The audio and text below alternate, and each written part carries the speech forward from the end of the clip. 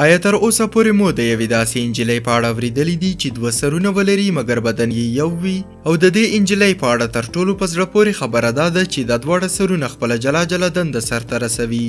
او یا مو هم د نړۍ د یوه داسې کس په اړه اورېدلی دي چې ټول بدن یې له ویښتانو ډک دی او له بدن سره سره د هغه په مخ هم ویښتان دي او ټول مخ یې له تورو ویښتانو څخه ډک دی. او یا مو هم د هندوستان د یوه داسې شخص په اړه اورېدلی دي چې د هغه په وجود باندې ټول شیان د مقناطیس په څیر نښلي. نو ملګرو، نن ورځ په دغه ویډیو کې به زه تاسو ته د نړۍ د لسو داسې کسانو په اړه معلومات درکړم چې د خپلو ځانګړو وړتیاوو له وجې په ټوله نړۍ کې مشهور دي. نو ملګرو، ویډیو تر اخره پورې ضرور وګورئ ځکه چې له نن ویډیو څخه به تاسې ډیر زیات خوند واخلئ. نو راځئ خپله نننۍ ویډیو شروع کوو. په لسم نمبر کې د ایبی اینډ بریټنی هینسل. ملګرو، تاسو به په خپل ژوند کې دوه غبرګونې خویندې یا هم دوه غبرګونې ورونه ضرور لیدلی وي، مګر تر اوسه پورې مو دوه داسې غبرګونې خویندې لیدلې دي کومې چې غبرګونې دي مګر بدن یې یو دی. ملګرو، موږ د ایبی او بریټنی هینسل خبره کوو، کومې چې داسې غبرګولۍ خویندې دي چې سرونه یې دوه لیکن وجود یې شریک دی. د دواړه خویندې په ګډه کار ترسره کوي او دواړه یو ځای ډوډۍ هم خوري. نو اوس به په تاسو کې ډیری کسان دا فکر کوي چې دا دواړه خویندې چې سرونه یې بیل دي نو جلا جلا فکرونه به هم لري او مختلف سوچونه به کوي، چې په حقیقت کې هم همداسې ده. د دواړه خویندې مختلف افکار لري او د دوه ذهنونو د لرلو له وجې په لوستلو او لیکلو کې هم ډېرې زیاتې هوښیارې دي. له همدې امله د دواړه په یوه ښوونځي کې د ښوونکي په توګه دنده سرته رسوي او دا دواړه خویندې د یوه بدن د درلودلو له امله په خپلو کې له یو بل سره ډېره مرسته کوي. دا په بایسکل باندې هم ګرځېدلی شي او موټر هم چلولی شي او دا دواړه د خپلې استاذۍ له دندې څخه ډېرې خوشحاله دي. په نهم نمبر کې دی سلطان کوسین.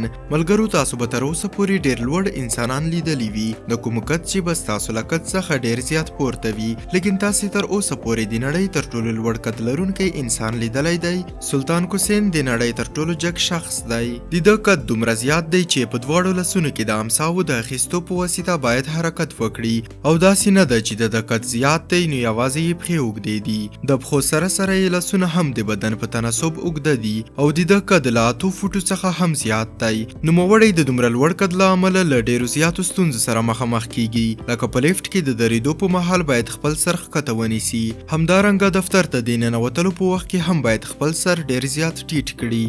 په اتم نمبر کې دی لیری ګومیز. ملګرو، تاسو به د اوږدې ګیرې او یا هم د اوږدو ویښتانو والا کس ضرور لیدلی وي، مګر تاسو تر اوسه پورې داسې کس لیدلی دی چې د هغه په ټول بدن او مخ باندې ویښتان موجود وي. ملګرو، موږ د لیری ګومیز خبره کوو چې د داسې مخ د درلودلو په سبب نوموړی د یوه لیوه په څېر ښکاري. له همدې امله په ټوله نړۍ کې د وولف مین په نوم مشهور دی.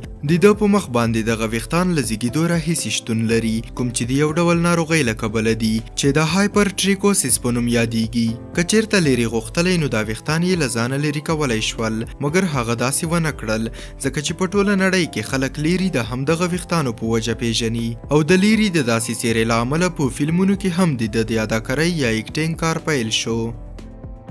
په اووم نمبر کې د نیاکیم ګیټویچ. ملګرو، دا د سودان هیواد یوه ماډله ده. نو تاسې به فکر کوئ چې دا څنګه یوه ماډله ده چې له رنګه تکه توره ده. زیاتره ماډلې له رنګه سپینې وي، مګر ملګرو همدا توروالی ځانګړی ښه والی دی. د دې ټول بدن تک تور دی او په نړۍ کې یوازینۍ توره ماډله همدا ده.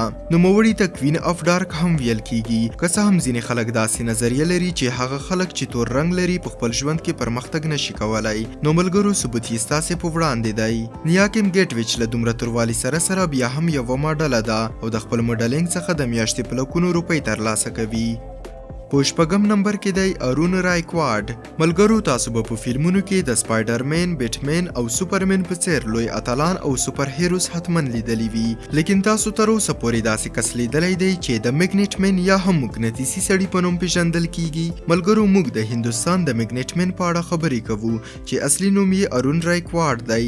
د ده په بدن باندې فلزات داسې چسب کیږي لکه د یوه لوی مقناطیس په سر باندې چې فلزات چسب کیږي، لیکن په ارون او عادي مقناطیس کې لږ څه فرق دی. تاسو به لیدلی وي چې مقناطیس هر فلزي شی د خپل ځان په طرف کش کولی شي، لیکن د ارون بدن دا وړتیا نه لري. هر کله چې د ارون په بدن باندې یو فلزي جسم کېښودل شي نو په همغه شان ور باندې چسب پاتې کیږي. دا د مقناطیس په څیر فلزات د خپل ځان لوري ته نه راکاږي، مګر اوسپنه او فلز دواړه د په بدن باندې نخلي، لکه څنګه چې تاسو په ویډیو کې ګورئ. په 5م نمبر کې دی سیمپسن برنز.